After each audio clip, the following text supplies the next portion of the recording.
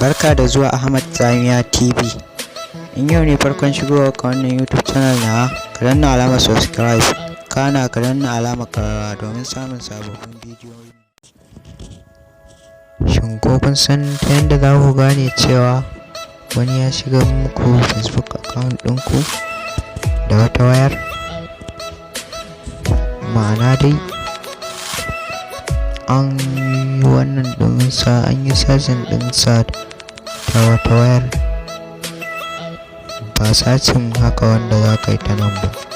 Ina nufin sacin wanda za ka yi login ɗinsa. To idan kana so ka gane, ka biyo ni a cikin wannan bidiyon. Da Allah, in yau ne farkon shigowa ka wannan channel na, ka danna alamar subscribe, sannan ka danna alamar like a wannan bidiyon domin ƙara min ƙarfin gwiwa. Ku biyo ni ku gani. Da farko dai ka shiga wannan wajen, ka gan shi. Bayan ka taɓa, to sai ka taho wajen setting ɗinka. Bayan ka taho wajen setting ɗinka, sai ka taɓa setting.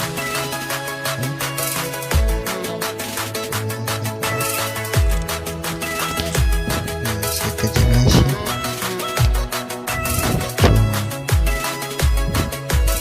Sai ka taho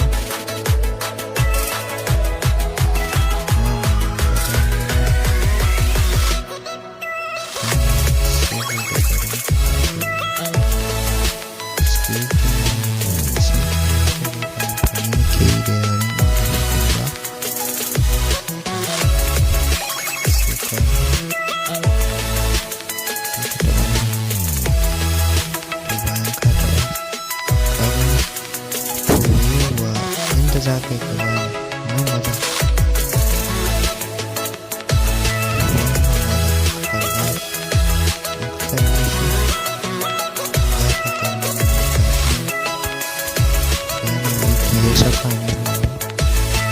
To wannan kaga waya ta ce kenan, yana nuna da waya ta ce. To in kana so ka gani ƙarin wasu, gashi nan ka gani an shiga a wata wayar. To amma dai wannan ni ne nan, na san ni ne. In ba kai bane ba, ka ringa duba akwai waya ka tuna sunanta.